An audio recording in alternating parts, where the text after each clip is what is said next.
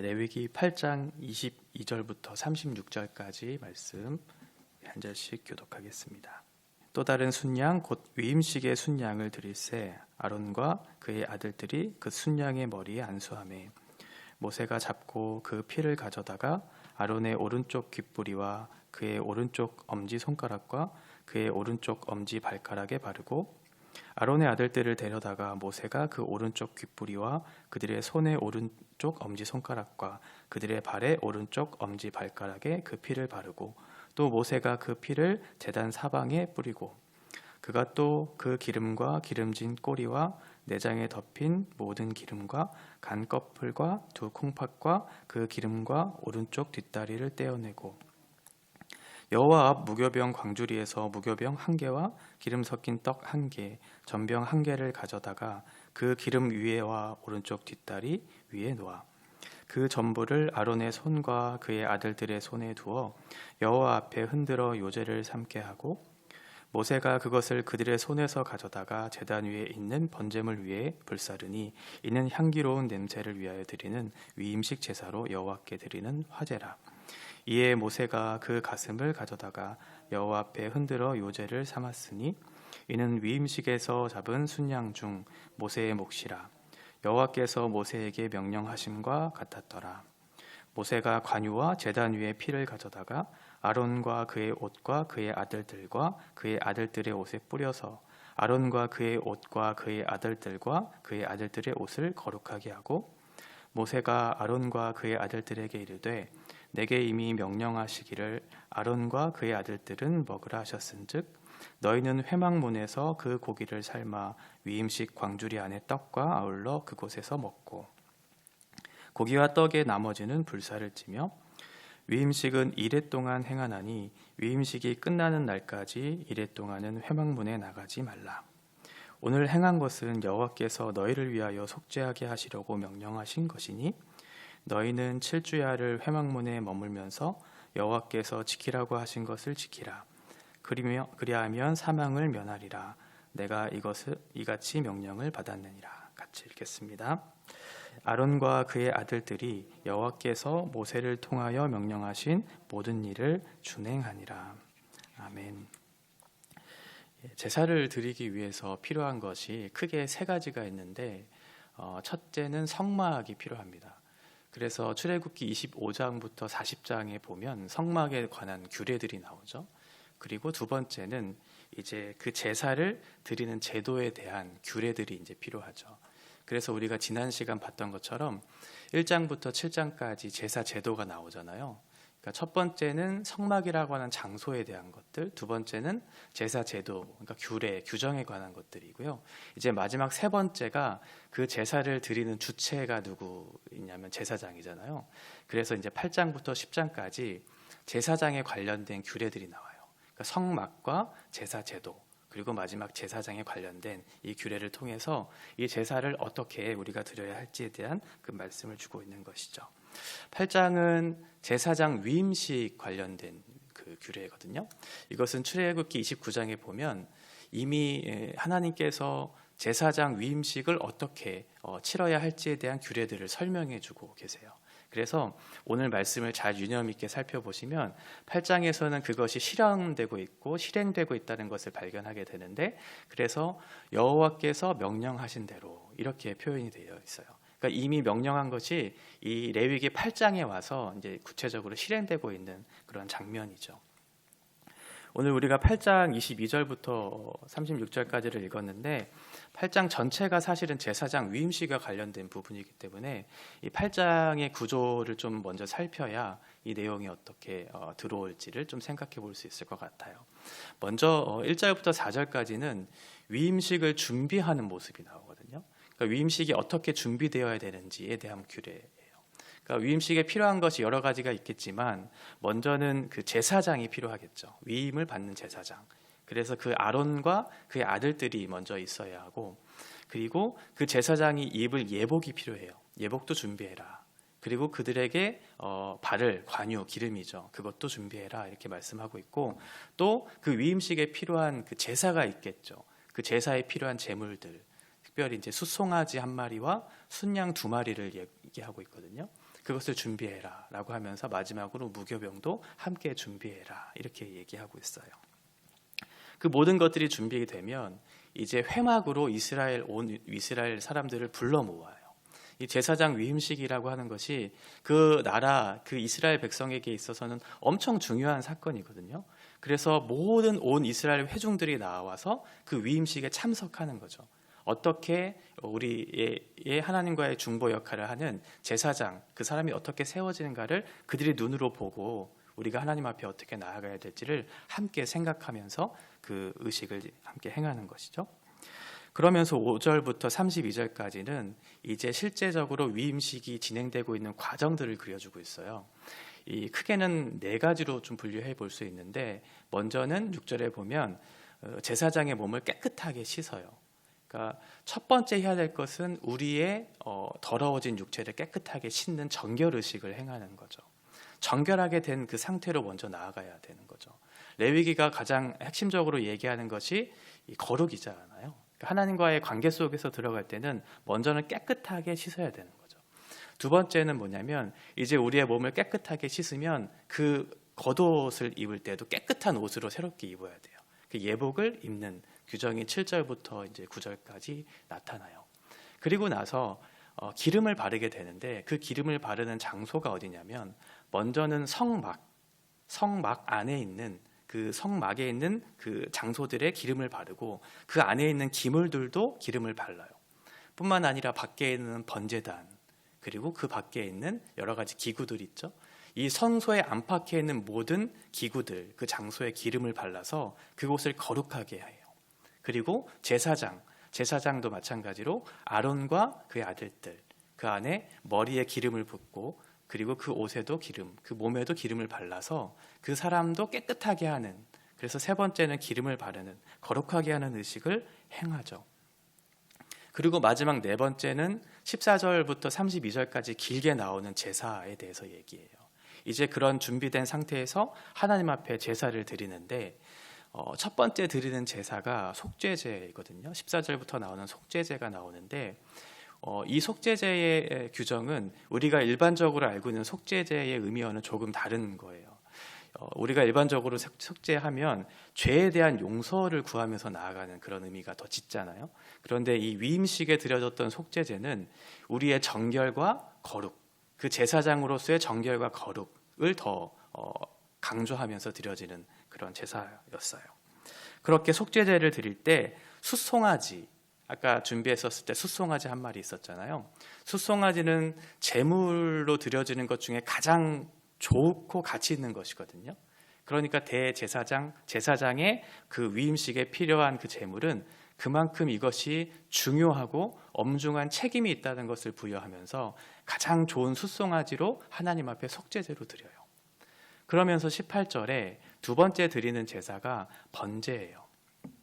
아까 준비했었을 때 2마리의 순양이 필요했었죠. 그 숫양 중에 한 마리를 이 번제로 드려요. 이 번제로 드릴 때는 우리가 아는 것처럼 올라 하잖아요. 모든 것을 다 드리는 거잖아요.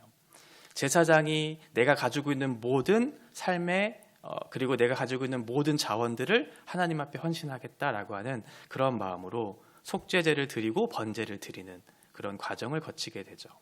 그러면서 세 번째 나오는 그 제사 제도가 위임제거든요. 오늘 우리가 읽은 본문부터 시작되는 22절부터가 이제 위임제에 관련된 내용이에요. 지난주에 가정 예배를 드리는데 이 본문 말씀이었거든요. 그때 주원이가 이렇게 질문을 했어요. 아빠, 위임식이 뭐야? 이렇게 묻더라고요. 아이들이 생각했었을 때는 위임식이라고 하는 단어가 매우 생소하고 어려울 수 있잖아요. 그래서 어떻게 설명해 줄까 생각을 하고 있었는데 갑자기 이제 주원이가 생각하다가 위임식이 뭐야? 라고 질문하고 나서 조금 있다가 스스로 대답하더라고요. 혹시 취직하는 거냐고 묻는 거예요.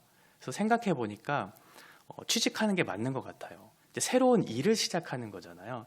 그래서 그것과 비슷한 의미라고 제가 설명을 했던 기억이 있어요. 그러니까 위임식은 이제 제사장으로서 처음 그 일을 시작하는 그런 의식을 드리는 거잖아요.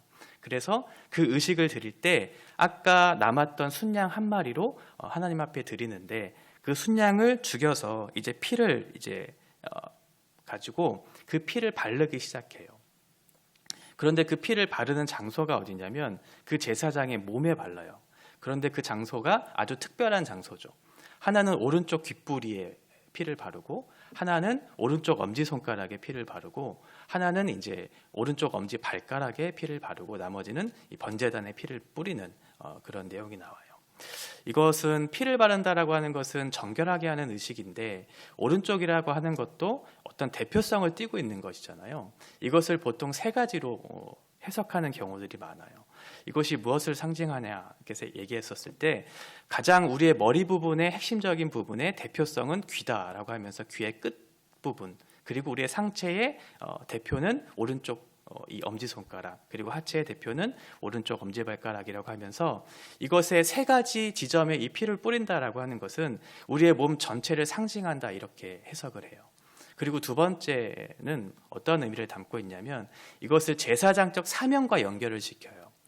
이것이 제사장이 하나님의 말씀을 잘 귀를 기울이라는 거죠. 그 귀에 하나님 말씀이 들렸을 때 이것을 잘 분별하라는 거예요. 첫 번째 말씀을 잘 분별했으면 우리의 손으로 그 말씀을 행하라는 것이죠. 말씀을 듣는 것으로 그치는 것이 아니라 우리 안에 있는 그 말씀이 삶으로 실천되어져서 그 말씀을 듣는 것과 행하는 것의 일치를 이루어 그 삶의 열매들의 결과로 말미암아 우리가 걸어가는 그 발걸음, 우리가 거하는 그 자리가 거룩한 장소가 되어야 한다라고 하는 그런 의미를 담고 있어요. 그러면서 그 피를 번제단에 뿌리는 의미는 이제 제사장과 번제단 사이에 어떤 긴밀한 관계가 있다라고 생각하면서 자신이 번제단으로서 하나님과의 중보적 역할을 감당하는 그 사람으로서 그 일들을 감당하는 그런 의미에서 피를 뿌린다라고, 그렇게 세 가지 정도로 해석할 수 있을 것 같아요. 그러면서 25절부터 29절은 이제 요제로 드리게 되는데, 그 두 번째 순양을 제물로 드리고 남은 기름들이 있죠. 그리고 갖가지 내장들이 있고요.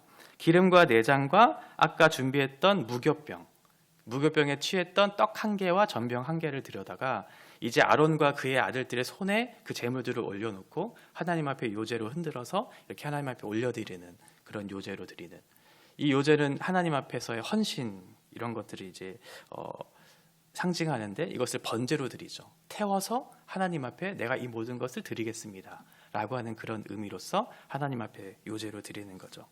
그러면서 29절에 보면 그 드려진 제물 중에 가슴을 이제 모세가 취해요. 이 가슴을 취하는 것은 당시 제사장들이 취했던 그런 부분이었거든요. 지금 위임식을 하고 있는 과정 중에 있으니까 아론과 그의 아들들은 아직 제사장의 직무를 시작하지 않은 시점이에요. 그러니까 그 가슴을 가져다가 취할 수 없죠.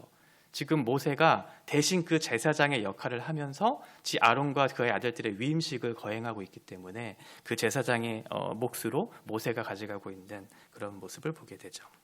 그러면서 30절과 32절에 보면 이 남은 기름 그리고 피, 이것을 섞어서 이제 뿌리게 되는데, 피는 말씀드렸던 것처럼 정결한 것을 상징하는 것이고, 또 기름이라고 하는 것은 거룩을 상징하는 것이잖아요. 그 기름과 피를 섞어서 아론과 아들들에게 뿌려요. 마지막, 그리고 그가 입고 있었던 옷에도 뿌려서 마지막 정결과 거룩의 의식을 취하고, 이 마지막 위임제에 보면 보통 다른 제사들과는 조금 다른 성격을 띠고 있는데, 우리가 알고 있는 화목제 보면 화목제 끝나고 나서 다 같이 그 제물을 나눠 먹잖아요. 이게 위임제에서도 그런 성격이 나와요. 남은 고기와 그 떡을 그 회막에서 같이 떡을 떼면서 나누어 먹는 그런 모습으로 이 제사가 끝나는 것을 보게 되죠. 그러면서 이 제사 제도가 32절까지 그 위임식의 규례들이 진행들이 다 마무리되고 나서 33절부터 마지막 36절까지는 이제 추가적인 7일간의 규정에 대해서 얘기하고 있는데, 이것은 앞에 있었던 여러 가지 규례, 절차, 의식들 있죠. 이런 것들을 7일 동안 반복하는 거예요. 계속해서 반복하면서 이제 제사장으로서의 사명을 감당하기 위한 준비 과정, 가장 중요한 준비 과정을 7일 동안 겪게 되는 거죠. 우리 청년들이 군대에 가면 먼저 훈련소에 입소하거든요. 그러면 청년들의 신분은 민간인에서 군인으로 바뀌어요. 그래서 신분이 군인이 되긴 했는데 아직 총을 어떻게 잡아야 될지, 어떻게 제식을 훈련을 해야 될지 아직 좀 부족한 부분들이 많죠. 진정한 군인으로 거듭나기 위해서는 훈련소에서 여러 가지 훈련이 필요한 것처럼 지금 아론과 그의 아들들도 위임식을 거치고 끝나면 제사장의 역할을 감당하고 신분과 지위는 제사장이 되겠지만 그를 위해 필요한 준비 과정이 있다라고 하는 거예요. 뚝딱 제사장이 만들어지는 것이 아니죠. 그런 반복되는 훈련들, 엄격한 규정들, 절차들 이런 것들을 계속해서 내 몸속에 배이도록 익숙하게 그렇게 배워가면서 제사장으로 세워져가는 과정들이 이제 필요한 거죠. 그런 7일간의 이런 모든 과정들을 거치면서 이제 제사장의 직무를 잘 감당하는 그런 역할들을 하게 돼요. 앞에 보시는 것처럼 읽으시면서 느끼셨겠지만 다른 어떤 규정보다 제사장 위임식은 굉장히 좀 엄격하고 복잡하기도 해요. 그런데 이 엄격하고 복잡한 규정들을 36절에 보면 그의 아론과 그의 아들들이 준행했다고 얘기하거든요. 그러니까 그만큼 어렵고 힘든 과정들을 아론과 그의 아들들은 다 준행하면서 제사장으로서의 사명이 얼마나 중요하다는 것을 깨달았겠죠. 쉽게 제사장이 되었다면 그 제사장의 직무와 책임을 그렇게 어렵게 여기지 않고 막중하게 여기지 않았을 텐데 이렇게 까다로운 절차 속에서 하나님이 제사장으로 세우시는 과정들을 몸소 실천하고 경험하면서 제사장이 참 중요하구나. 그리고 쉽게 이것이 되는 것이 아니구나. 매우 중요한 책임을 갖고 있구나라는 것을 하나님께서 배우도록 그렇게 규정들을 마련해 주신 것이죠. 이 말씀을 현대에 그리고 나에게 이 말씀을 어떻게 하면 적용해 볼 수 있을까? 시내산 율법 이후에 사실은 제사장 제도가 이제 시작됐는데 결국은 구약에 나타난 제사장 그 제도를 통해서 나타내고자 하는 것은 신약에 예표하고 있는 예수 그리스도, 우리를 향하신 대제사장이신 예수 그리스도를 예표하는 것이고 그것에 대한 모형을 우리에게 사실은 보여주는 것이잖아요. 그리고 신약 시대를 살고 있는 우리들은 대제사장이신 예수 그리스도의 본을 따라서 제사장적 역할을 감당하는 신분, 그 지위를 얻게 된 사람들이 바로 우리들이라면 베드로전서 2장 9절에서 얘기하고 있는 것처럼 너희는 택하신 족속이고 하나님의 왕 같은 그런 제사장적, 그래서 하나님의 나라, 거룩한 나라, 그의 소유가 된 백성이라면 이제는 너희를 어두운 데서부터 기이한 빛으로 이끌어내신 그 하나님, 그 예수 그리스도의 기이한 빛, 그 아름다운 덕을 선포하는 역할을 감당하려고 우리에게 제사장적 사명을 주신 것이거든요. 그러면 이 구약의 여러 가지 규정들을 통해서 위임식 규례를 통해서 제사장이 어떻게 세워지는지를 우리가 이 말씀을 통해 배웠다면 그러면 신약 시대를 살고 있는 우리들, 제사장적 사명을 감당하는 우리들도 어떻게 이 지위와 사명을 받은 사람답게 방식으로 세워져야 하는지를 이 말씀을 통해 적용해 볼 수 있겠죠. 먼저는 우리를 거룩하게 하는 거죠. 하나님 앞에 들어가기 위해서는 우리의 몸을 깨끗하게 씻는 거죠.